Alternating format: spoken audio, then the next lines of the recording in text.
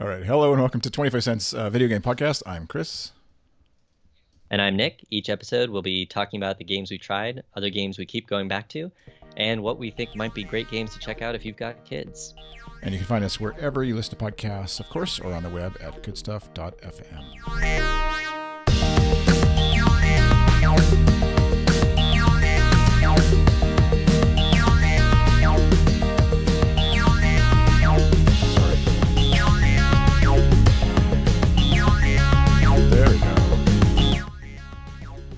I wasn't hearing any of the music, so I was just making sure it was actually working. Not that it's critical for the live stream, but just a little embarrassing when things don't work as appropriate. Part of our important opening brand identification. Yeah, the audio listeners don't have any clue, hopefully, if I've edited right by the time it gets out to them, that routinely the intro is messed up during the live recording. But for all two of you out there watching, plus maybe a bot or two, you get to hear the unvarnished version. The music being funky or me interrupting or something. Yeah, and there's actually we're on Skype for anybody who's podcast nerd interested. We use Skype for this just because it makes it easy for me to live stream it with a Skype call. But definitely comparing to Zoom, which was on earlier with a client, there's definitely more delay with Skype right now, and I don't know why that is. It could just be the afternoon. Maybe there's more people on the internet in my area, or Skype is genuinely a little bit slower than Zoom, and Zoom's got the hot ticket right now. But at any rate, we make do. How are you doing? Speaking of, I'm good. Today was the first day of remote, fully remote school for my son, and they're all in on Microsoft Teams, the entire district. So it looked like the stream was holding up that they had going. I think it's 21 first graders in his class, plus a teacher. Seemed like it was holding up. Oh, yeah. We also upgraded our internet a few weeks ago, and I can't tell how much that helps versus upstream. Yeah. So did you upgrade specifically because of knowing that obviously the school situation, or is it just kind of like you would have probably done it anyways, but it was a good time to do it? Probably anyways. It was a good time. They'd been mailing their promo pricing for fiber in our area once it was available for a while. And then we had been on Comcast, but they kept having outages. And they said it was because they were doing network upgrades to support the increased load, but it was pretty frustrating to be offline, for sometimes hours at a time, or at least just flaky for hours at a time. Yeah. Especially with doing, video meetings and video school and just general usage. And it's been nice for work because now I'm like wired right into the box that CenturyLink gave us, and I can upload stuff to work over the VPN a lot faster, which makes life a little easier. Yeah. So you haven't hooked the switch directly up to the main line yet, though. Actually, I do have an Ethernet adapter for the Switch. Oh, did you? So it is when it's docked, we have USB to Ethernet going to our router, which then goes to their box, which then goes to the fiber network. So it seems to have improved Just Dance, because Just Dance, the dance videos are streamed, right? Like there's a few that are pre-downloaded with the game, but if you're on the unlimited subscription, they're streamed. So when you first start a given song, you'll often see some pixelation as it's kind of getting going. And that seems to be better and has had fewer dropouts since we upgraded. So whatever was going on the back end with routing and our bandwidth and whatnot, it seems it's a nicer experience on the Switch with that setup. Yeah, I wouldn't have thought. I guess that makes sense that they would stream that, but I hadn't even thought that they would. But yeah, we actually just we'll cover that in the Switch corner. But go segueing into Kids Corner, I guess. What have you guys been doing, either video game wise or otherwise? Yeah, not a lot, not as much this week, because there's been a lot of kind of getting ready for school, both mentally and physically in terms of our space. Right now we have a little spot for him up at the side of the kitchen. I think we're gonna have to set him up like maybe in his bedroom, just because he's gonna be on calls live a lot, and then we can't make noise. So we'll figure that part out. But he and I have been doing a little bit of digital board game stuff. So as a fun hobby, I think I've mentioned he likes making up board games. And a couple months ago, I had gotten Tabletop Simulator on sale on Steam, probably the summer sale, and so we started entering. You can see here's some of his prototype deck if you're on the live stream video. Yeah. And so we started digitizing that so we can try playing it online with family and see what they think. Not just Interesting. the three of us here in this household. Yeah. And there's also a local play testing chapter that I joined the Discord for, and apparently I can, just kind of ping people there and be like, "Hey, I've uploaded a game. Tell me what you think about the rules."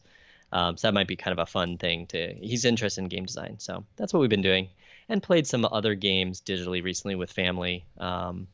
We used Tabletopia to play some My Little Scythe. My niece had gotten the physical board game, but we can't visit right now, so my sister taught us over FaceTime while we were playing with the digital version. That was pretty fun last weekend. Oh, is Tabletopia, is it like Uh, a legit thing, or is it a sort of hack or like a fake version of you know what I mean? it is legit. So the board games they support are licensed by the publishers. Yeah. Oh, And nice. the idea is if you're on the free tier, you can play like maybe only one or two games at once and you don't have access to the full games library. But if you pay the subscription, then you get access to early release games and premium games. And I think the idea is the publishers also pay because it's basically advertising, right? Like, we're selling a board game for $60 to $80. We think probably you're going to want to try it out digitally first with your friends before going forward. Right. Um, Huh. Cool. I'll have to check that one out. I hadn't ever heard of that one. So I think it started as a Kickstarter I read, which I missed it when that happened, but now they're running on Kickstarter funds plus their initial kind of subscriber base. cool. How about you? We've been so actually we skipped. I think we attributed this anyway. This is our giving our parenting skills a thumbs up or whatever. Patting ourselves on the back for our great parenting is what I'm trying to say. But we skipped movie night last Friday and played a game instead, and then that kind of like felt like it snowballed into the kids wanting to play games together more this week while we've been working Nice. and things. And so they actually pulled out Settlers of Catan and Carcassonne. Both of those we've had for a while, but kind of you go through phases of especially our kids seem to go through phases where they play it like they played it last night before bed, and then Settlers they did, and then this morning, first thing, my oldest had already set it up before the other son was actually awake, and he was just like, "Can I wake him up so we can play?" So, but yeah, at any rate, they played that a bit, and then of course they pulled out. We're back into Minecraft a bit, and then the Fortnite Marvel event continues, and like in an interesting kind of way of like obviously with the death of Chadwick Boseman, I think is how you say his last name, the actor who played Black Panther. Right away in the game, there's like a tie-in with a Black Panther statue, memorial almost kind of thing, and so my kids are talking about that, and just kind of this weird like, yeah, again, just reflecting on how in my day, obviously in your day younger, like there's no way they could have shipped an update to any of the games we were playing to reflect what was happening in the real world, and like, yeah, just No. the sort of mind job it does a bit sometimes, where it's like it's not just a game anymore. It's obviously like it's just a cultural a location, a chat room, and a hangout place, as well as a place where you run around and shoot each other with weird hammers and things. Yeah. I'm not even sure the first game I played that kind of assumed you were always connected even. Um, Yeah, like I think I remember like sports games was kind of like the first one I remember where it was like the hockey game could update the roster and stuff. But there must have been like Warcraft sure.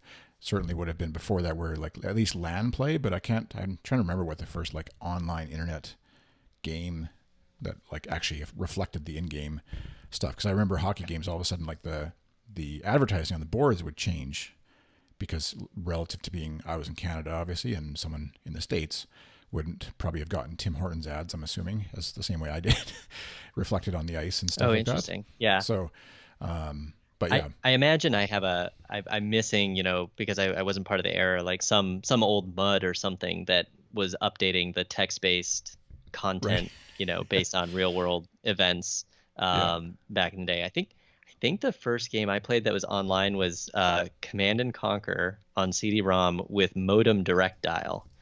So like you'd have to call your friend, Yeah. make sure their phone line was clear, tell them to start the game, and then have it like listen to the phone line, and then you'd call their number from inside the game on your end, and the two copies of the game would talk to each other directly. Uh, Unsurprisingly, RTS does not work very well over like 56K modem even. Yeah. But I mean, it did technically work. That I think that's the first one I remember doing something like that. Yeah. Nice. So jumping into Switch Corner, you would you were saying you wired in your or you was that originally you had it wired all along basically, and now with the internet increased internet, or you also decided to wire it in with the internet upgrade? No, we also bought the little adapter because Gotcha. the Yeah. the Switch dock doesn't have Ethernet built into it, but it's just it's one of those weird brands that we found on Amazon that's just a little USB to Ethernet dongle, and then I had some extra Cat 6 around and just ran Yeah. it to the router. Nice. Yeah, I had to pick up a again Fortnite related. I had to pick up a memory card for the first time for our Switch. So we have the 32 gig. I want to say I can't remember if there was options, but anyways, 32 gig Switch, and then yeah, the Fortnite update was going to be too big to download and then be able to update. It was kind of like the old days of the 16 gig iPhones when the iOS or the OS update was too big for your phones. You just couldn't do the update unless you deleted all your photos or whatever. Um, Right. Yeah, because it needed space to yeah, unpack, to download the update and unpack it and install it. Yeah, yeah. yeah. But then we figured out, like my kids actually were like, and we kind of all agree, like, well, we can just delete the app and just download it fresh, and it should work because basically we have almost nothing on our Switch, and we couldn't, it wasn't letting us because we had Fortnite already, and then Fortnite again is like it's 10 gig app of some sort. So, anyways, but in the meantime, I also downloaded or ordered a memory card. I think we got a 128 gig micro SD card that it's funny where it goes in on the Switch. It's like in the kickstand for the Switch is where also the little slot is for the micro SD card. So, oh, you have one too. There you go. You actually got Yes. the. I'll go full screen on you. You hold it up again. You got the Mario official Nintendo one, or Mario branded SanDisk Yes. one, I guess, or whatever. Yeah. Well, so this is actually an extra one because we ordered one and it was delivered, and I went outside and it was already gone. And so we reported it missing, and they shipped another one, got it, set it all up, and then like 3 days later it showed up. So I have no idea what happened. Yeah. Anyway, so I have to drop this one at the UPS store. But yeah, very, very strange delivery experience that time. But yeah, we have it because Just Dance, it turns out, is rather large for Mm. the internal memory plus a couple of our other digital games. Yeah. Yeah. And I moved everything basically over there to the so like Fortnite and Animal Crossing and I forget what else. Oh, Breath of the Wild we have installed, but yeah, and haven't noticed. I didn't get the most expensive or fastest card. I was looking online. It's kind of like try and get as fast as possible because you don't want your game to lag or whatever. I'm sure that's maybe the case with some really intense games, but yeah, we haven't. I got sort of the middle of the road almost. Maybe memory card seemed to work fine so far. I guess knock on memory. Nice. But yeah, you have a note here about almost buying Animal Crossing or something that you're. Yeah, so I think we were putting together a Costco order, or maybe we were looking at their memory card prices, but they only sold them in 2 packs, which was obviously we only have the one Switch, so that was silly. Um, but they have an Animal Crossing bundle currently available on at least our online Costco, and we briefly had it in the cart, like ooh, right, and it came with like an extra Pro controller that had the whole theming. But I think then my wife and I were talking about it a little bit more, and even from some of what you've described, I think maybe it's a little bit too much in the like chore house management category for us to be interested in. Although I certainly see plenty of my friends from my college and stuff who I'm Switch friends with putting plenty of time into it. So Yeah, that's something that's interesting. You can see, I think you can see other people's right how many hours they've played of a game of their recent history. hmm Anyway. So it's always funny to like, oh, Mike's played 45 hours of Animal Crossing or whatever. You're like, I guess that's why maybe when I say, do you want to get together or do something, he doesn't have any time. yeah, I mean like my old roommate has like what's 8-month old ish. Hmm. I think that's about right.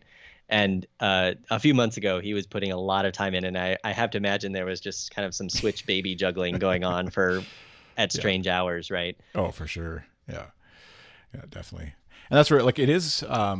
There's no like requirement in terms of what it doesn't. I've never felt, and my kids have never felt like, and they're not super online kids yet, but they've never really felt like they're missing something in terms of not getting on Animal Crossing. Like they happily skip it for days at a time. But I could also see if you have a kid who's kind of like got it on the brain, the way I know our kids have at various times with obviously with Fortnite, but even with Minecraft too, where like got to get back, and this is definitely even more addictive in that sense of like there's new fall animal updates and fish you can catch that are only available in the fall instead of, and some of the summer fish are gone. And so if you're sort of a collector minded person, kid or otherwise, it would definitely sort of trigger some of those like completionist uh, tendencies if you have any of those in you when you're playing these kind of games. So and I don't know what the leveling up experience is like beyond. We're kind of just like, we've got a house, we're now collecting a bunch of, they just send you out on missions to like go collect rocks or whatever so that they can build now I think it's a store that we're going to try and build or something for the island. And so that's as far as we are, but it kind of goes much like other things. It goes in spurts and starts where they're really into it for a while, but then happily leave it for a while. And so, yeah, it'll be a game that they can come, like your son or you or whatever can come back to in a year and still enjoy. It's nothing that's going to go out of fashion as far as how Right. the style of gameplay is or whatever. So, Well, some of the simulation games are the ones I go back to, either under emulation or have an old copy of. Things like in the Civ series or Sim series are ones that I stop playing for years at a time and return to. yeah. So did you watch? And well, I mean, obviously, we'll assume the pandemic is going to be solved here in the next couple of weeks, but this winter there might be lots of time to be stuck inside playing a game like Animal Crossing. So did you watch the Nintendo Direct? They have these like almost every month or so. There's a Direct, but this is like the Super Mario Right. Anniversary Direct, I guess, right? I didn't actually get a chance to watch, Yeah, so but I don't celebrate, but apparently it was the 35th anniversary of the release of Super Mario Brothers. Um, and I did not watch the full stream, but I watched some highlights, and there were a couple of things that jumped out at me. So probably the biggest one is the announcement of Super Mario 3D All Stars, not to be confused with their old game Super Mario All Stars, which I think was the Nintendo games on a Super Nintendo cartridge, maybe something like that. yeah. I might be misremembering which edition. But this is going to be Mario 64, Mario Sunshine, and Mario Galaxy. So basically, their flagship N64, GameCube, and Wii Mario games in a single bundle for Switch. And I actually, funnily enough, I think the only one I owned was Galaxy because it came with a Wii bundle that I had years ago. But it's also the one I played the least of. Sunshine, I think I maybe completed the main story, but not a lot of the bonus stuff on my roommate's GameCube, my sophomore year of college, I want to say. And then Mario 64, I played a ton at friends' houses here and there, but we never had an N64 except the one time we rented one from Blockbuster back when that was a thing you could do. Yeah. Um, and yeah, so it would be really fun, I think, to get back in these old games. I'm sure they'll look a little dated compared to the current generation, but I just remember them being really innovative for 3D gameplay and thought it'd be a lot of fun for some family 3D platform play. Yeah, I had missed that they were doing this. I saw so there's the real world RC control cars kind of thing, Mario Kart thing, where you have like a real car that you can set up a little virtual track in your house, and the car can drive around your living room, and but you're playing Mario Kart sort of AR style through a camera on the front of the car. But I somehow skipped. That was like the Yeah, only thing that made it sort of like through the blogosphere that I was reading, anyways. Following up on it, I didn't actually go back and watch the rest of it. But yeah. the All Stars thing is neat. That home circuit thing looks really cool. Yeah, it looks cool, except it's like I was thinking about it in our house here, and I think every parent kind of goes like initially was like, "Wow, that'd be awesome," but then it's like the I was watching the even just the kid playing the game. Like they're sitting down and looking at their screen the whole time. They don't actually get to watch like the car ever driving around the room. So they're kind of missing the experience of that part of like the fun of seeing it go around the room, I guess. And then the parent is like sitting at the desk table trying to get their work done and getting hit by this car and stepping on it by accident. I'm just thinking I'm the pessimist, I guess, who's like I can only see the tears. And Yeah, it looks like, I mean, we live in a townhome style layout, as there's not a huge bit of floor space, all on one floor, and I feel like it would be very likely to just take a header off the sort of fit under the railings and go down the stairs and not work anymore. It was an interesting AR application, probably not one I would get compared to the other thing. Well, I think they listed as $100 US, if I'm not mistaken, is what was going to be the MSRP anyways for it. If I could be wrong there, but maybe it was Canadian. But for someone who, like in our case, we already have Mario Kart, and that's a fun game on its own, obviously. It'd be a hard sell to want to get like what seems like somewhat limited, again, like space. You need space to do it, first of all. It would be a neat thing to go, again, to like back in the day, going to someone else's house and playing with it for a bit and wishing you had it, but then kind of like, it's okay, we can just go play it a little bit and then not have to own it per se. But yeah, so I don't think we'll be partaking either. So cool. How about Apple stuff? What's there's I saw a rumor. I think you've highlighted a few rumors recently. I went by with the Apple TV. I didn't read the full article. Thankfully, fellow Good Stuff folk, Kyle, broke the bad news to me that it was a rumor that was going to be 2021. I thought it was like coming soon in 2020, but it looks like the rumor anyways is for 2021, which is, I mean, shouldn't be surprised at this point, but it's just sad that it's not coming out. And then Apple One is what their bundle. That's what you're. Yeah, I guess there were some strings in one of the recent iOS updates indicating the existence of a bundle. So, the speculation in the Apple podcastosphere is that, it'll combine some tiers of Apple Music and Apple Arcade and Apple TV Plus and Apple News, all their subscription stuff, maybe iCloud storage, for a little bit less if you commit to multiple services at once. Right. Something we would definitely consider, because we have Arcade and my wife has Music. We're currently on the TV Plus free trial that came with her last phone upgrade, I think. So we would certainly think about kind of doing a combo thing if it's a good deal. Yeah, especially if they bundle. I would hope they do like the iCloud storage thing is sort of like a basic thing that you need, because that would make backing up stuff a lot easier and probably safer for a lot of their customers. So hopefully that's sort of the core one of the tent poles anyways for it. And then it's hard to imagine unless they stop doing it, but like the Apple TV Plus thing where they give it away for free with any hardware purchase, basically of almost anything, I think, like phones and computers for sure. I don't know when. I would guess once they reach some critical mass of subscribers paying, they'll turn that off, where they don't feel like they need to justify the viewers with free stuff and sort of force people to pay for it. But I feel like it's going to be a little while anyways before they do that. So, but maybe this Apple One bundle will be the thing that kind of pushes people to do that, or pushes Apple to do that, and then requires people to bundle it together.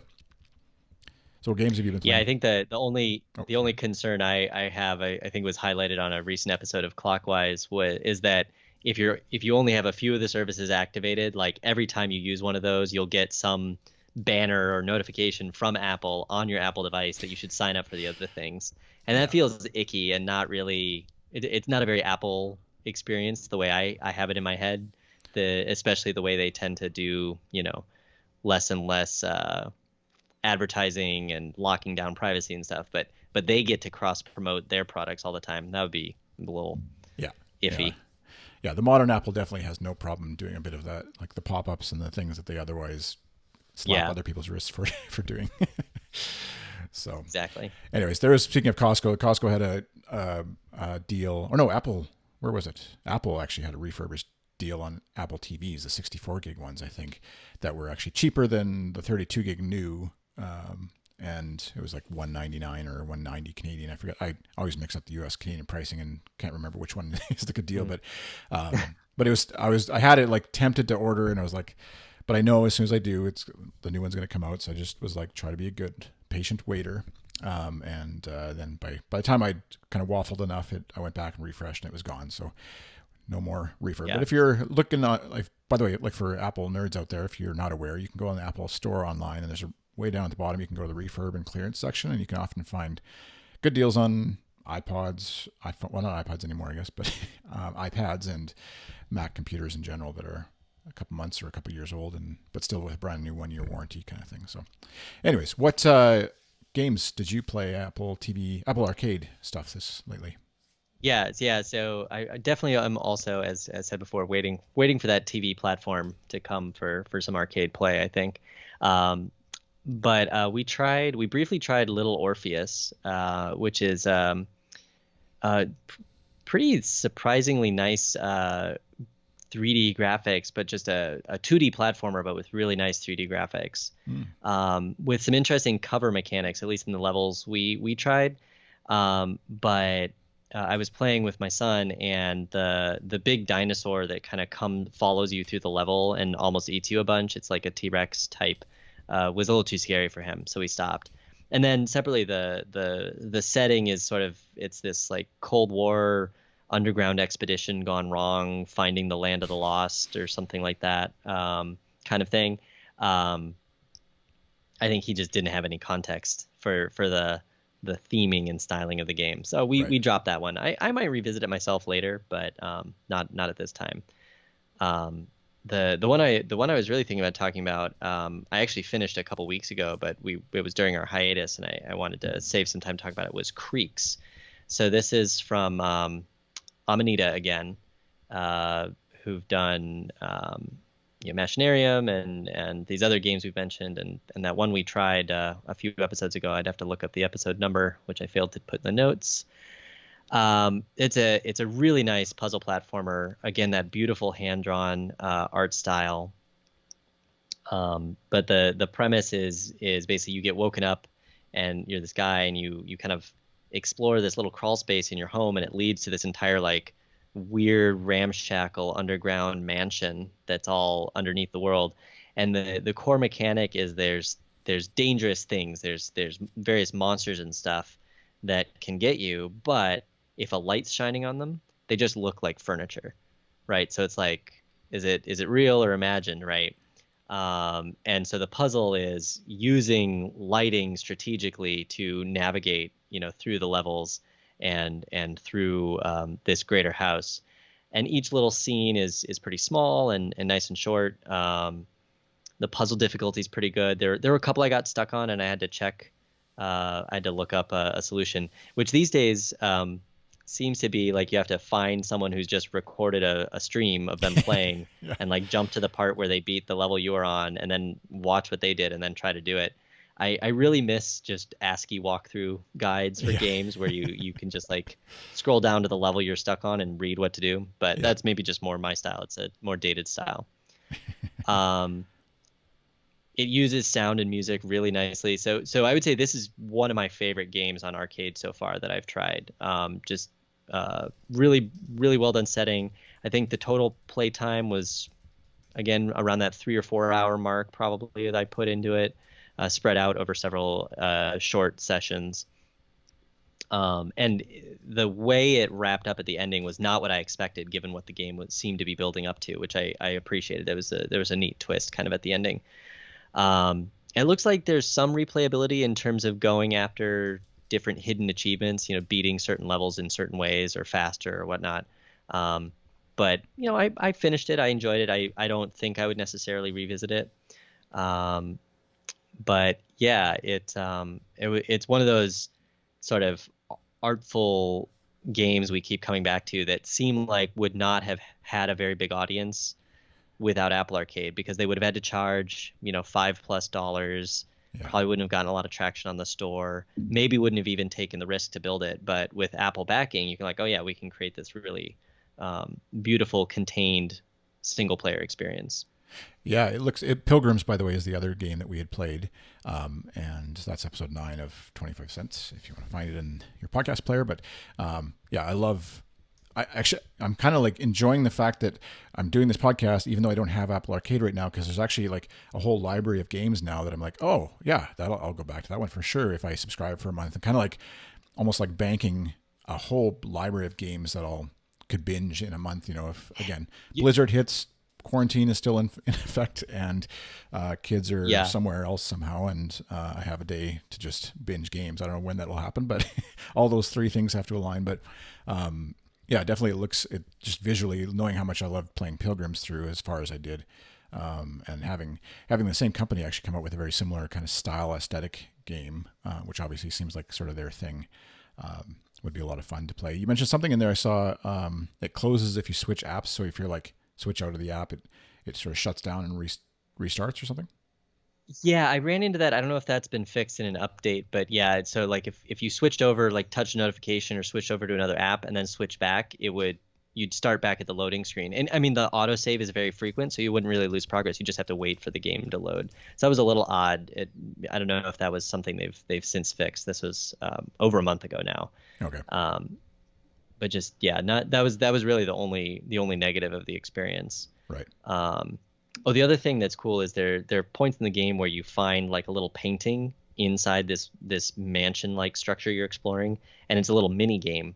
And so you have to do like a couple of actions to like beat the painting, and then you get an achievement. Like it's one of the little, you don't have to do it. It's not part of the game, but it's just the developers are very creative in creating these additional little puzzles. Yeah. Nice. And then the last one you mentioned, which I know I saw go by too, was the Last Campfire, I think it's called. Yeah, Last Campfire, which is from Hello Games. Which they're the ones who do what's that big open world space? No Man's Sky. Yeah, is that the same company? Or am I mixing up my? I think so.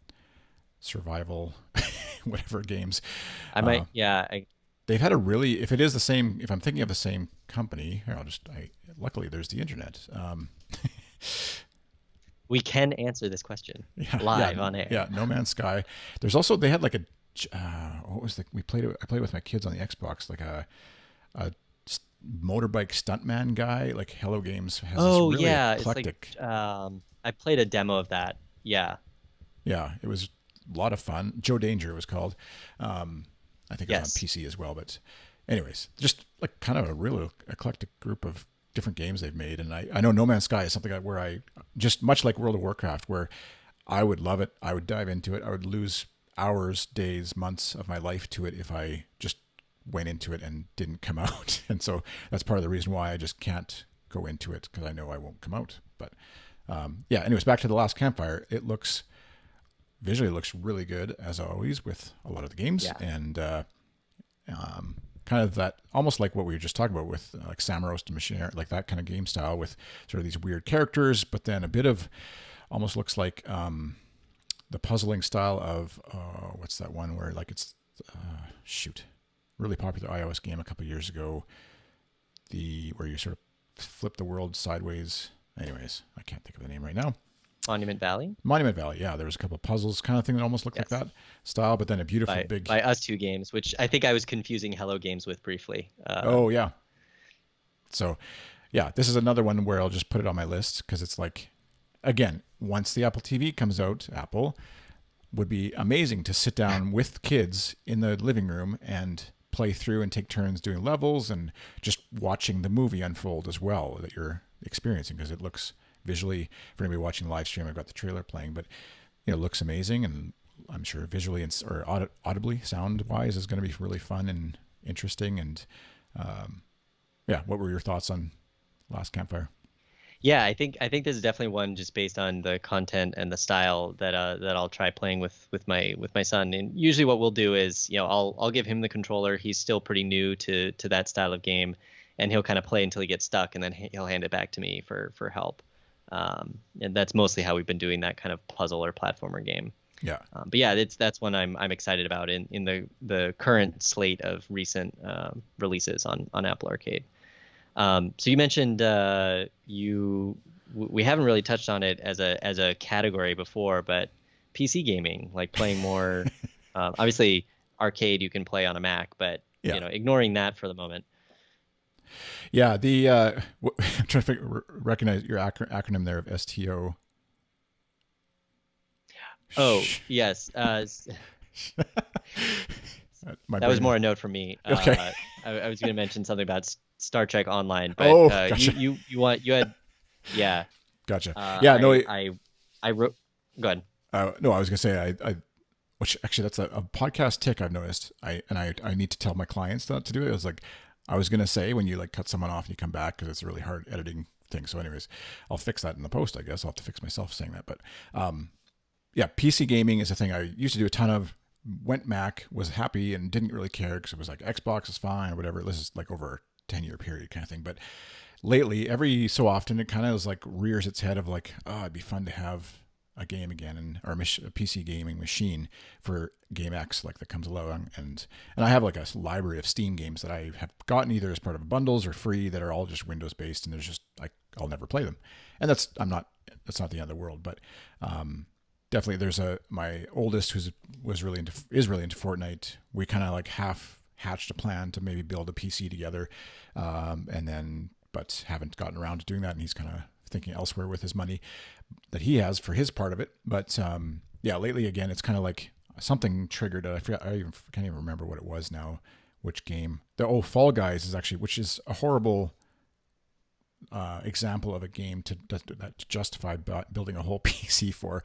But it's a really popular Right. online streaming game, and you kind of watch it like, I want to be a part of that. It looks like fun. It's just like a game where you're all trying Right. to run to the end and make it to the end without falling. Basically, and it sounds like silly and stupid, but it looks kind of fun, and it's only available on PC. I think it's coming to PlayStation, Xbox, maybe eventually. But at any rate, plus there's the geeky side of me that loves just like remembers loving anyways the building of a PC, swapping out video cards, RAM, all that stuff that on a Mac you just don't do. And I'm as a business and a person who works on a computer all day, I don't miss having to fiddle with my memory on my computer in order to get my work done. But for like a fun hobby thing, it's definitely like I have no Right. problem like swapping out a hard drive or putting in a new video card because something else has come along. And so, anyways, over on if you're at all familiar with this, or if it's been a number of years, there's a great site called PCPartPicker.com, and you can flip it to Canadian or U.S. pricing, but or wherever you are in the world. But basically, what you used to do when I was younger anyways is you'd build a spreadsheet and try to track this all manually and remember where you got this one chip from and where you got this one video card from. But this now you just say like I want this card and it just sources the best price anywhere on the web, and then you can save a whole bunch of different build setups that you want, and then even use like parametric filters to like filter out the best deal for the best type. So like if 16 gigs of RAM is the cheapest, go with that. Otherwise go with 8 gigs of RAM at this, configuration and those kinds of things. And Right. have it all update for you. So it's perfect for like the nerd in me. And I still have not committed to ever actually buying a thing and building it because I'm still terrified of dropping whatever $1,000 to $1,500 on a thing that is just to play a $50 game. Yeah. But Yeah. anyways, that's where are you at these days with the whole gaming and Yeah. PC gaming thing? So mostly my exposure is just to coworkers. A couple of coworkers, are putting their money into pretty fancy gaming rigs at times, and they play a lot at home. Even though we're primarily a Mac development shop. I mean, historically, I think I've mentioned we had a family IBM PC that ran DOS, and then we jumped to Mac because my dad was a school teacher, and that was the dominant platform at the time, and compatibility was a lot harder at the time. So and I was that rare breed of Mac gamer for a very long time, even with the limited library that was available in the 90s. The only time I really fiddled with hardware was the period during which I had a Mac Pro Tower, and I was adding RAM and hard drives and swapped out the video card from the stock one at one point. And that was mostly being driven by how much World of Warcraft I was playing at the time. I was putting a huge amount of time into that every evening and weekend, pretty much as a young single person.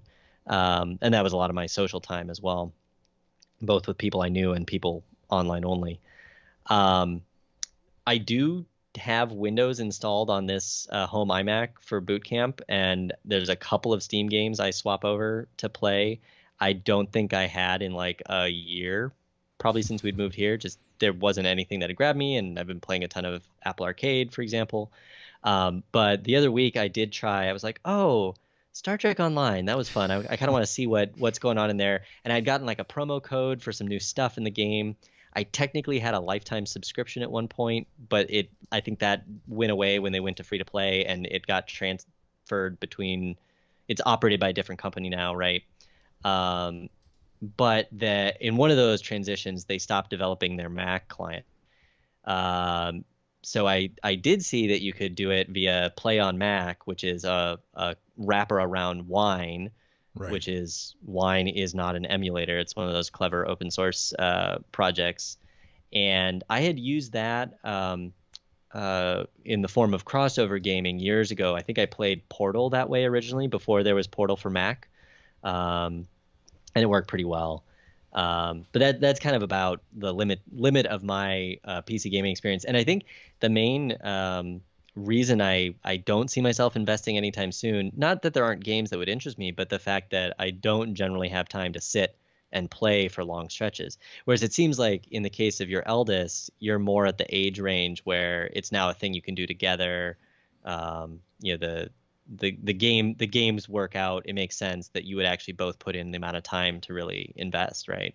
Yeah, it's a bit of that. It's a bit of, I mean, my history there too of like, and like you said, I definitely don't have the time to invest hours and hours into the games that I know I could get drawn into with the Windows. So it's kind of like a nice, just like not having the Apple TV 4K is kind of like a nice excuse to not have to, or barrier, maybe is the better word, to not investing a bunch of time into these games that I otherwise would get sunk into. But the problem inevitably comes is like, even if I did build something, then he needs to build one as well, because otherwise we can't have a LAN party.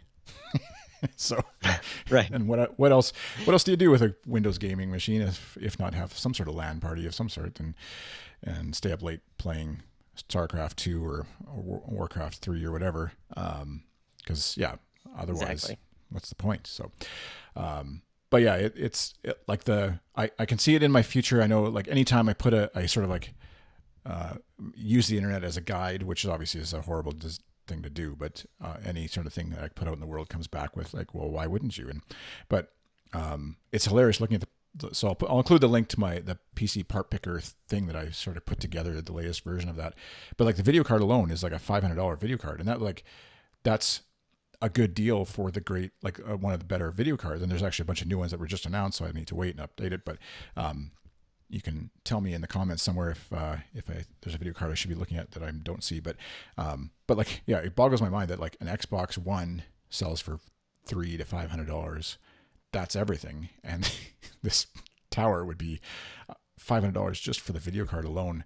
That kind of does my head in. But like my friend Dave said, you can push a lot of pixels for $500, and you can always upgrade it in a year and a half, whereas your Mac that you buy you're stuck with it for life basically now with a video card, the way they do it. So there's certain benefits that way for sure. But anyways, I think we need to wrap up time wise, but so there's returning games that you're playing. We can maybe, I don't know if you want to quickly blast through them just to like update folks where you're at. Yeah, I can just hit each of them quickly.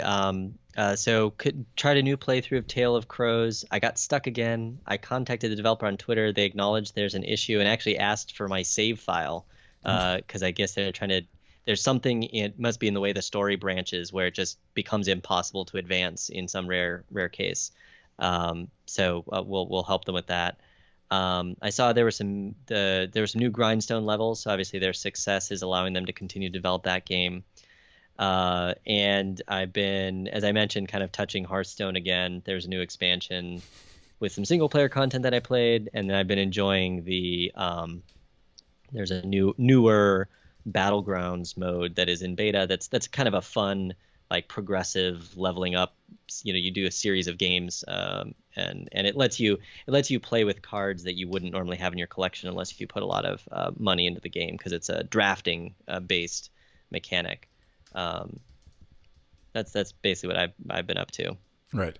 And I'll just say for anybody out there who was a early 90s, or I think that's when it came out, 90s video game player, the first Tony Hawk Pro Skater 1 and then 2, which were like epic games at the time. Like again, for being a non-skateboarder, but who loved watching other people play skateboard, or who watched play skateboard, watched other people skateboarding.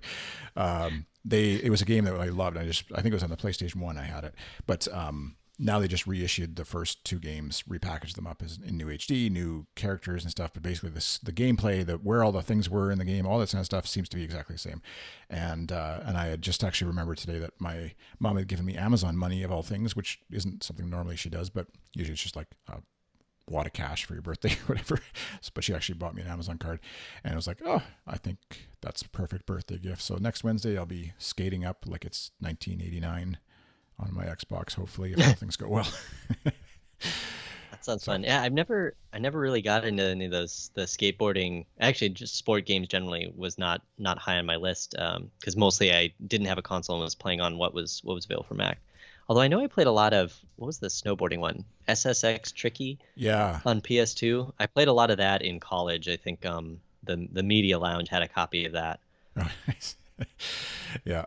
Cool. Well, yeah. And by the way, I'll just mention I was actually a guest on another video game podcast called 143 Pixels from runjumpstomp.com. So you can find it wherever you get podcasts. But my episode isn't out yet, but it's basically, he's got a 10 episode run of a season interviewing folks about their favorite game. Just pick one game, talk about that for an hour.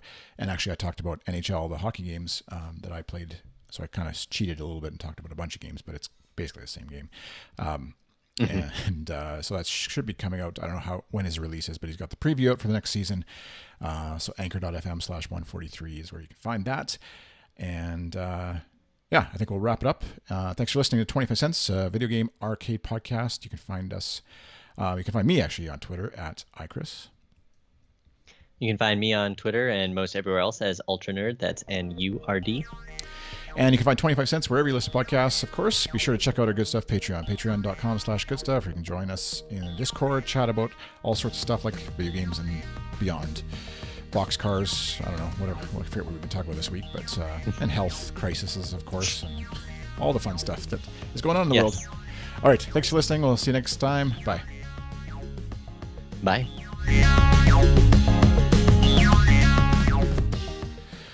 All right, if you need to run. Cool. Yes, I do need to run in a minute. Cool, that was a good one. I think we went a little long, but there's a lot to talk about in the news. Yes, yeah. I always forget if the Nintendo Direct is actually like that. I don't think of it as a news thing that I should watch just for the purposes of a podcast. I'm like, it's always like Final Fantasy VII has a remake. And I'm like, I don't know. I know it's really important to Final Fantasy folks. Yeah, I don't watch them live. I just skim it later. Yeah. Or watch the trailers of the stuff I'm interested in. Yeah. All right, I gotta run. I'll get you my file in a bit. Okay, perfect. Thanks. Cool. Bye. See ya.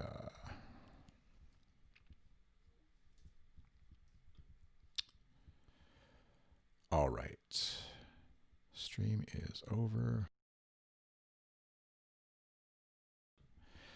Just a nice little overlay. I'll run that for a minute. If anybody's watching and has questions, feel free to pop it in the chat, of course.